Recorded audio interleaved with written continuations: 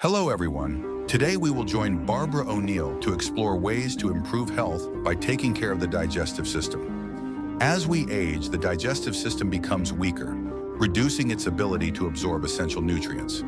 Therefore, keeping the digestive system healthy is very important, as it not only supports the immune system, but also boosts energy and helps the body function more efficiently. In this content, Barbara will share practical methods to improve digestion through adjustments to daily diet and lifestyle.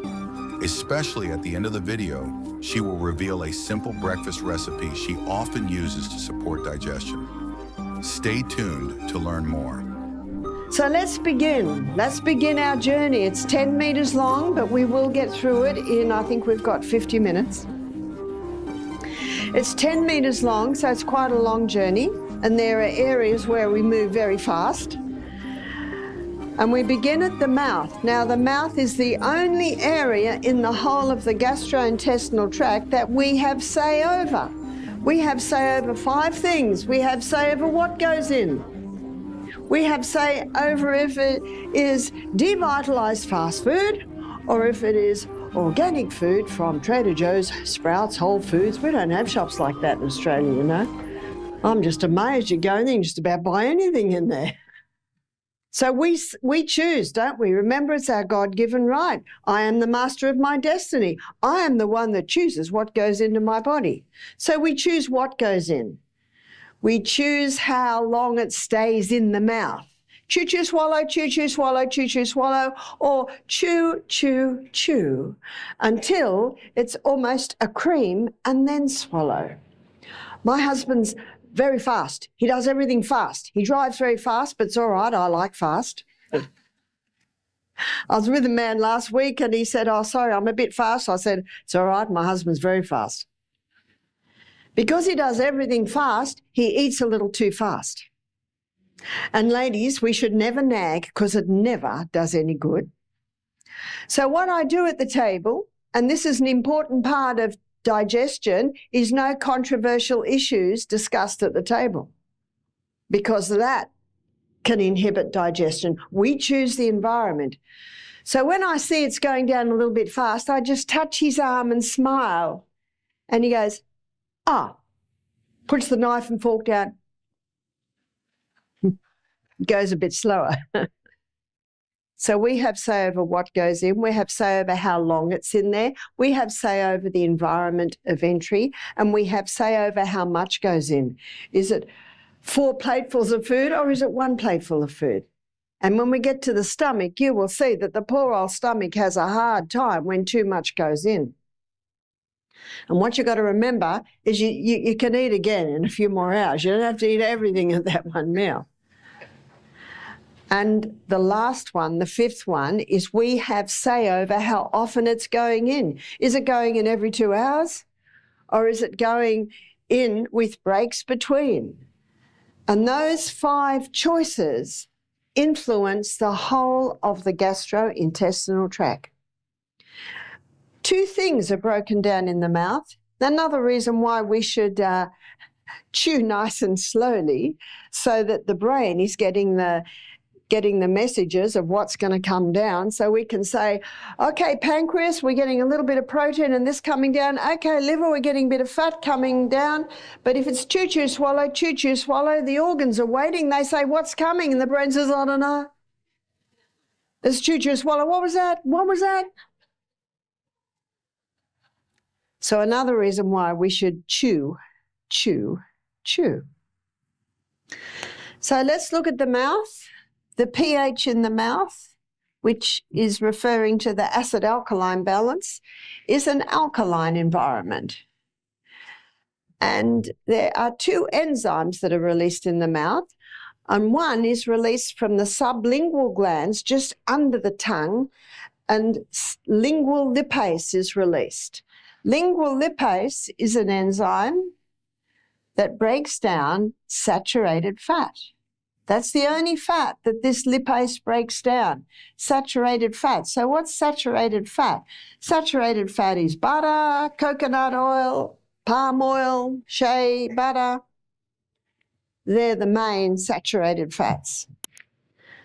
Also, Another enzyme is released in the mouth. It's called salivary amylase, and its name is ptyalin. I don't think the microphone likes me going over there, so I'll just go very quickly. Makes a noise. It breaks down starch. Starch digestion begins in the mouth. That's why we should chew our breads and our grains and our pasta. Chew it very well, because the breakdown begins in the mouth. Now, I think we all know that the stomach, and we'll be there in a minute, is a very acid environment. And so starch digestion is put on hold in the stomach. The digestive process is a complex chain of reactions that begins right in the oral cavity. Here, the enzyme amylase in saliva plays a role in the initial breakdown of starch molecules into smaller sugar molecules. This highlights the importance of chewing food thoroughly, not only to create small, easy-to-swallow food particles, but also to activate the chemical digestion process. When food is swallowed into the stomach, the strongly acidic environment, with a pH of around 1.5 to 3, deactivates the salivary amylase, halting starch digestion at this stage. However, this acid is essential for activating pepsin, an important protein-digesting enzyme. Pepsin helps break down proteins into shorter peptides, while the acidic environment also kills bacteria or potential pathogens in food. The food is then mixed with digestive juices in the stomach to form chyme, a semi-liquid substance that easily moves into the small intestine. In the small intestine, a more alkaline environment is created by bile from the liver and pancreatic juices from the pancreas. Bile not only neutralizes stomach acid, but also emulsifies fats, breaking fat molecules into small droplets so that lipase enzymes can easily break them down into glycerol and fatty acids. Simultaneously, the pancreas secretes a variety of enzymes, such as amylase, continuing starch digestion, lipase, breaking down fats, and protease, digesting proteins, completing the chemical digestion phase. The standout feature of the small intestine lies in its inner lining, which contains millions of villi and microvilli, creating a vast surface area for nutrient absorption. Each type of nutrient is absorbed through different mechanisms. Carbohydrates and proteins are converted into glucose and amino acids, which are transported through the bloodstream, while fat products typically pass through the lymphatic system before entering the bloodstream.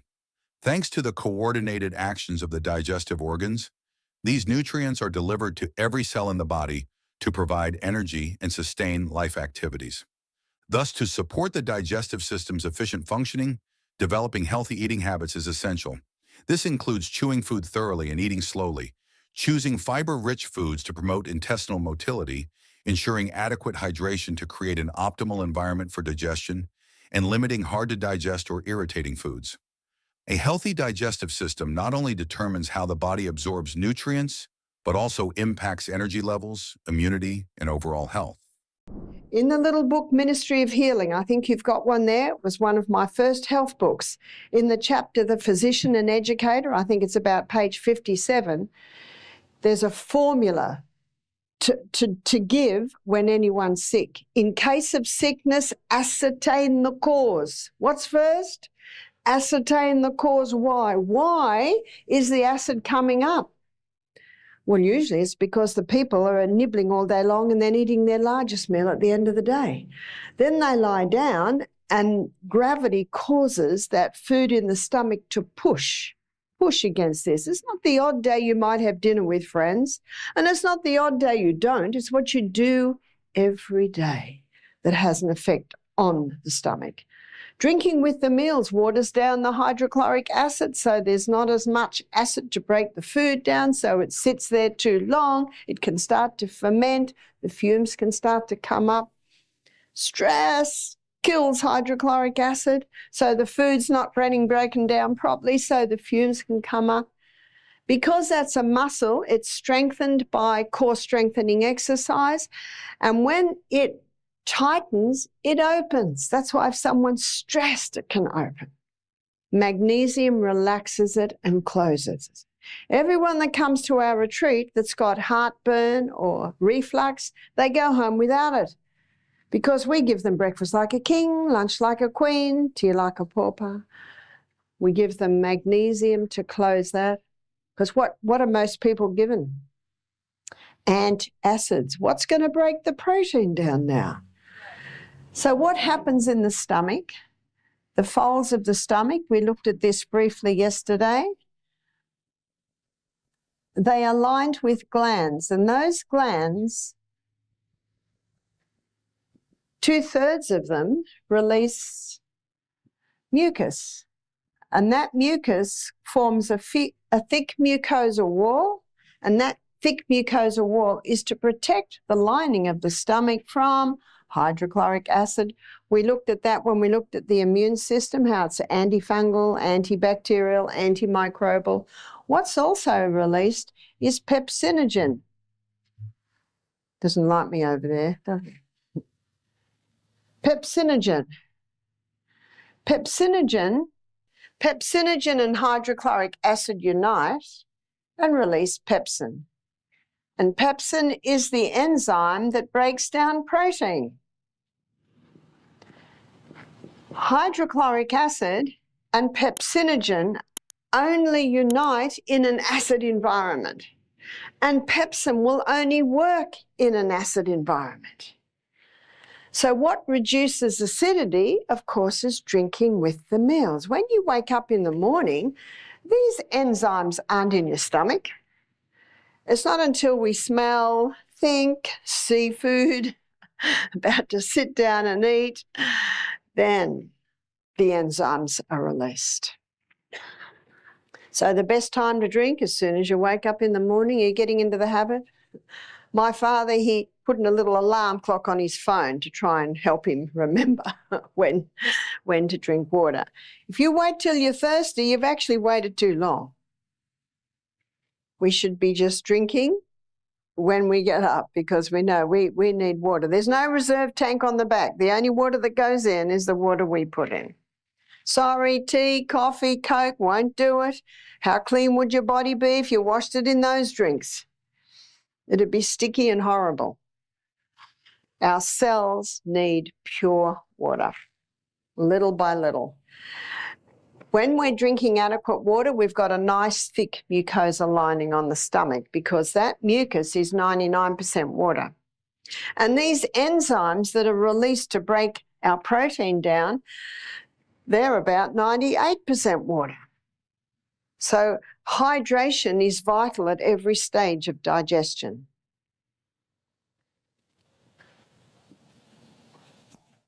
So that's what happens in the stomach. So what if someone has been stressed out, drinking with meals, eating too much late at night? What can they do to boost hydrochloric acid? And how would you know if you didn't have enough hydrochloric acid? Well, it's 5-6 hours after the meal and you still feel full. One lady said, I've got too much acid in my stomach. I said, congratulations, you must be digesting your food well. I've never met anyone with too much hydrochloric acid, but I've met many with not enough. And to give a person antacid because the acid comes out is like shooting all the horses because they keep getting out of the gateway. Just shut the gate. Or shooting all the cows because they keep getting into your garden. Just shut the gate. Don't shoot the acid. Just shut the gate. We shut the gate when we leave gaps between meals. We shut the gate when we drink the water between meals and not with meals. We shut the gate when we relax when we're eating. No rushing around while you're eating. Sit and relax.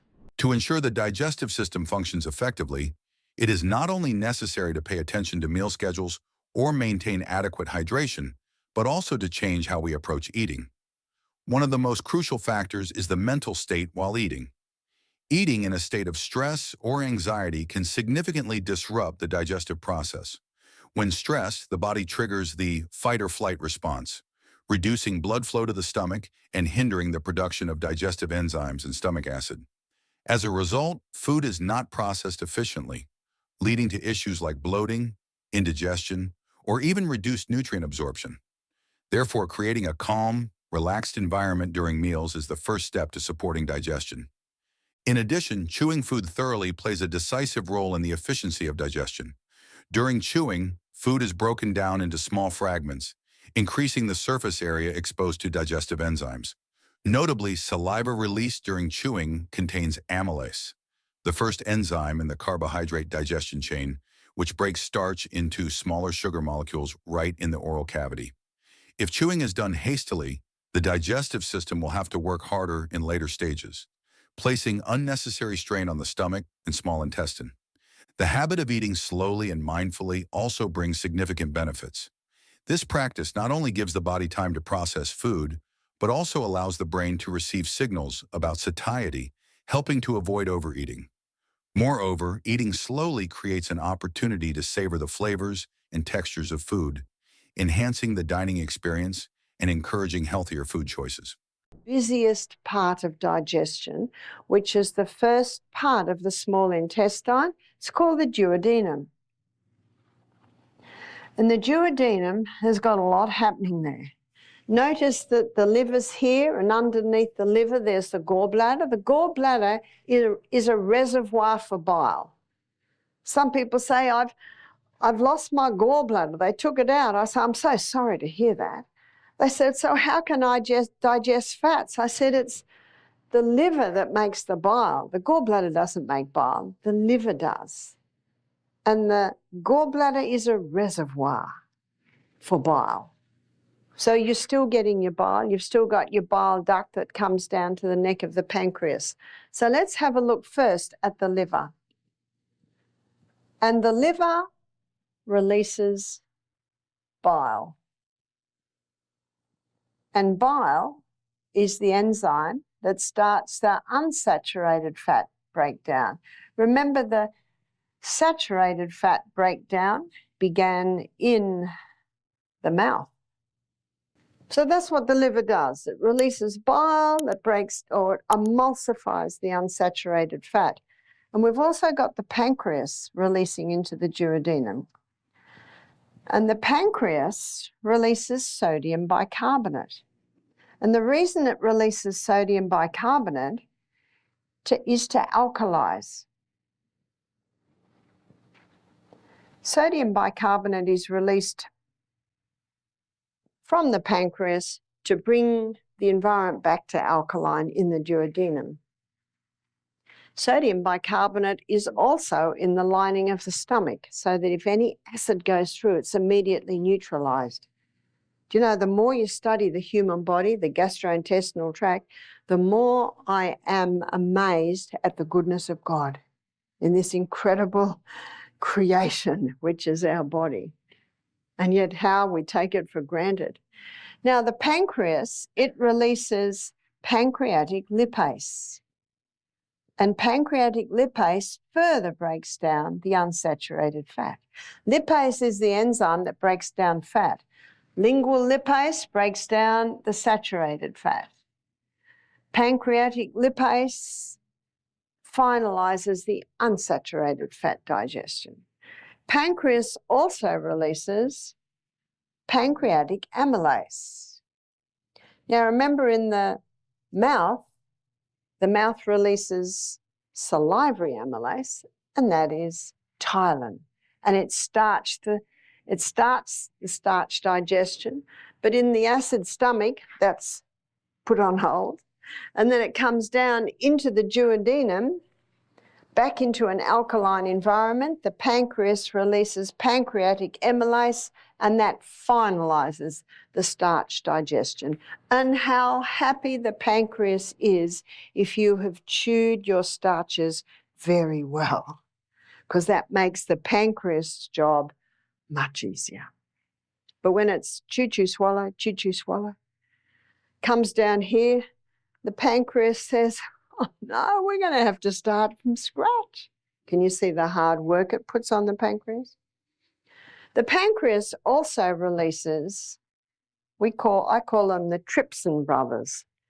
They're two different types of trypsins, and they're trypsin brothers, we'll just call them the trypsin bros. They finalize protein digestion. And remember, protein digestion began in the stomach under pepsin, and it's finalized in the duodenum by the trypsin brothers. Oh, what a lot the pancreas does. So students, which organ is the main organ of digestion? It's the pancreas. And this explains why someone has pancreatic cancer, they often die within a matter of weeks. And what they die from is malnutrition, because the pancreas cannot finalize starch, fat, and protein digestion. And what that means is these nutrients can't get out of the gut and into the blood. That's why if someone has pancreatic cancer or inflammation of the pancreas, they need to be on some digestive enzymes to help finalize those digestions. The pancreas plays a central role in digestion by secreting vital digestive enzymes and aiding the absorption of nutrients from food. When the pancreas does not function properly, the body is unable to produce sufficient enzymes to break down fats, proteins, and carbohydrates, leading to reduced nutrient absorption. This is often visibly manifested through significant weight loss, despite the patient consuming an apparently adequate amount of food. This is why individuals with pancreatic issues are prone to malnutrition, a dangerous condition that can negatively impact the entire body. The inability to absorb fats, proteins, and carbohydrates not only results in a caloric deficit, but also triggers a range of complex health problems. Fats are an essential energy source and are critical for the absorption of fat-soluble vitamins, such as vitamins A, D, E, and K. When fats are not properly digested, the body lacks these vitamins, potentially leading to issues like osteoporosis, weakened immunity, or even vision problems. Similarly, deficiencies in proteins and carbohydrates reduce the body's ability to repair and regenerate tissues, lower energy levels, and impair muscle function. To compensate for this deficiency, digestive enzymes from supplements are often recommended. These enzymes, including lipase, for breaking down fats, amylase, for breaking down carbohydrates, and protease, for breaking down proteins, can replace or support pancreatic functions, improving digestion and nutrient absorption. Enzyme supplementation not only enhances nutritional status, but also helps alleviate uncomfortable symptoms such as bloating, diarrhea, or fatty stools, common issues in individuals with impaired pancreatic function. Moreover, adopting a balanced, nutrient-rich diet with easily digestible foods and limiting hard-to-absorb fats is a key part of managing health for those with pancreatic problems. Combining lifestyle changes, digestive enzyme supplementation, and proper medical care can minimize the risks associated with pancreatic dysfunction while helping the body absorb essential nutrients to maintain health and energy.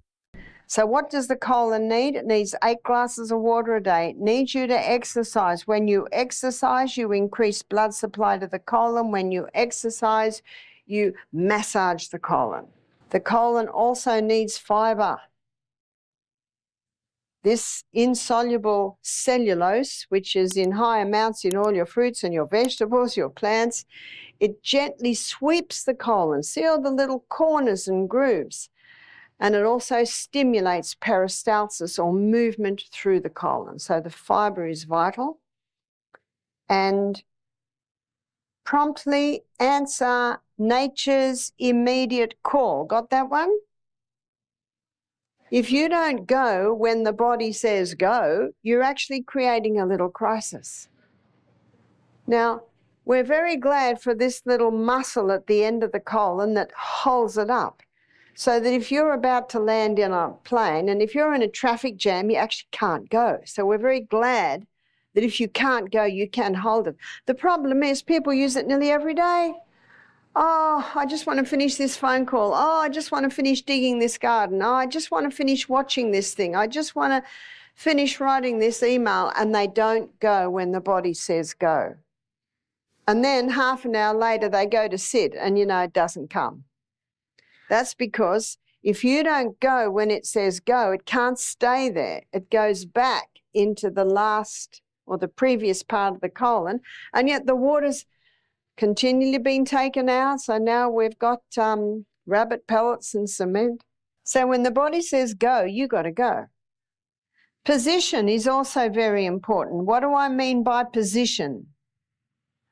Well, let me draw the throne and illustrate. Here is the throne, and here's the person sitting doing their daily evacuation on the throne.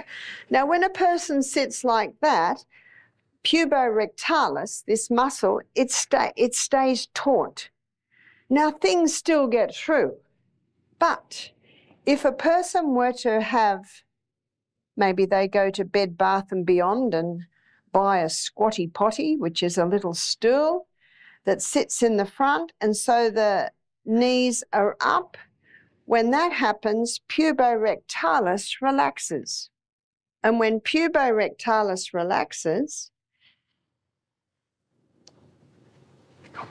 because it's a muscle and it relaxes in the squatting position, puborectalis relaxes, and then the colon opens right up and the contents pass with much greater ease. When I was in Tanzania last year and I went into the bathroom, there's just holes in the ground. Now it's all tiled and it's all flush. And I saw the same thing when I was in India. I saw the same thing when I was in Singapore. And there are many countries that still use the squatting position. Science now shows why it is a superior position, and this man's a very happy man because everything is working very well in his colon. Now, if this person can't go and they decide to help things along by straining, all it does is put pressure on the anus. And when too much pressure goes on there, then there's the possibility of hemorrhoids. So that's why position is very important. The position used during bathroom activities may seem minor, but plays a crucial role in colon function and waste elimination. The conventional sitting position on modern toilets, though common, does not always facilitate effective bowel movements. In this position, the angle between the rectum and the anus is narrowed, creating a natural kink that can make waste elimination more difficult and incomplete. Over time, this can lead to constipation or increased strain on the colon. In contrast, squatting or using a footstool under the toilet can make a significant difference. In the squatting position, the angle between the rectum and the anus is widened, aligning the waste passage with the body's natural pushing force. This adjustment reduces the pressure needed for bowel movements, supporting quicker and more complete waste elimination. This position not only lowers the risk of constipation, but also helps prevent related issues such as hemorrhoids or anal fissures, which are often caused by excessive strain during bowel movements. However, posture is just one part of the bigger picture of colon health. A diet rich in fiber is indispensable, as fiber acts as a broom in the colon, promoting peristalsis and maintaining a healthy environment for beneficial bacteria. Foods such as leafy greens, fruits, whole grains, and legumes not only provide fiber, but also offer essential vitamins and minerals for digestive health. Additionally, staying adequately hydrated daily is vital to soften stools, making waste elimination easier. Regular exercise also helps stimulate bowel movements, reducing the risk of stagnation in the colon. Well, you can make a lovely little mix that you can put on your fruit salad every morning, or you cut up fruit. It's 1/3 cup of chia seed, and that 1/3 cup of chia seed can be mixed with 3 cups of water in a jar, and you shake, shake, shake, shake, shake, shake for about 5 minutes, and now you've got a chia gel. And you can pour that all over your breakfast, all over your fruit, and that is a wonderful, soft cellular, high in the fiber, which gently stimulates peristalsis. And in my book, Self-Heal by Design, there is a recipe for colon tea, and that gently stimulates. Thank you for taking the time to watch. We hope that the tips on improving health through digestive care we shared will be helpful in your daily life. Remember, a healthy digestive system not only helps you feel better, but also significantly enhances your quality of life. If you found this video helpful, don't forget to hit the like button to show your support and subscribe to the channel for more useful health information. See you in the next videos. Wishing you good health and boundless energy.